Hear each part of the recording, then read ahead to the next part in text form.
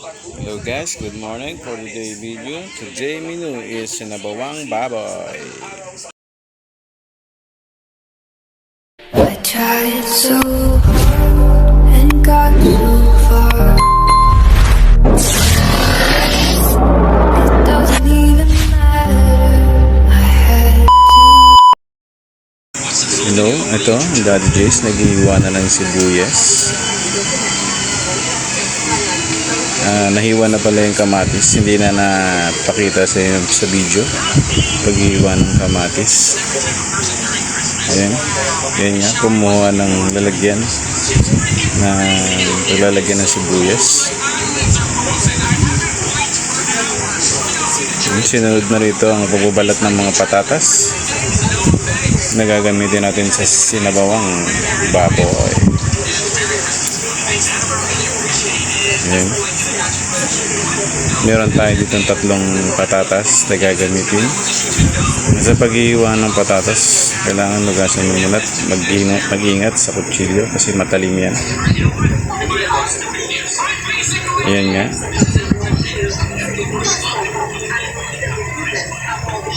Huwag nyo gagayahin yung bilis ko dyan kasi sadyang mabilis na talaga ako dyan.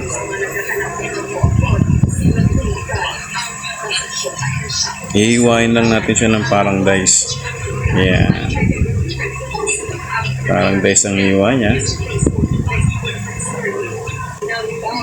Ilalagay natin sa lalagyan.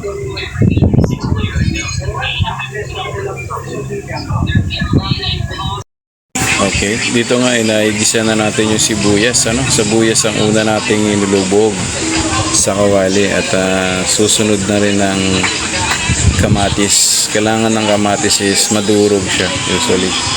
Yan, yung kamatis na nabili ko medyo hindi pa masyadong hinog kaya medyo dapat hinog na talaga para mas mabilis siyang madurog. Yan, halo-haluin lang natin ng konti.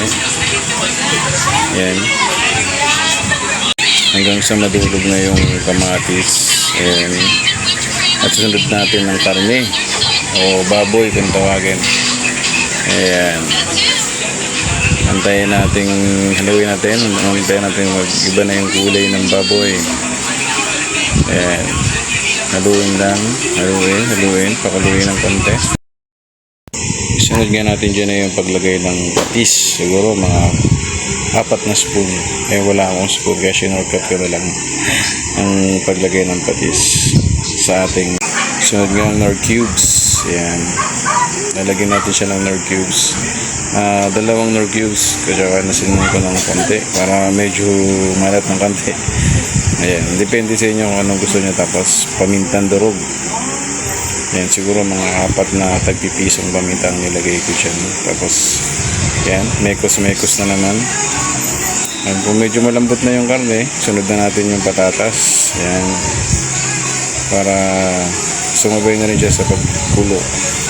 And dito nga kung mapapansin nyo, nilipat ko na siya, transfer ko na siya sa isang medyo malalim na lagayan para masabawan natin siya. Nakadepende po sa inyo kung gaano karami gusto nyo sabaw. Ayan, dinabihan ko ng konti kasi medyan sabaw yung mabenta.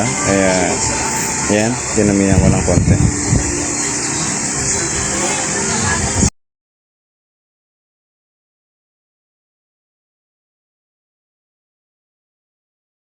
Ito nga mga kadati Jays, finish na yung sinabuang baboy natin.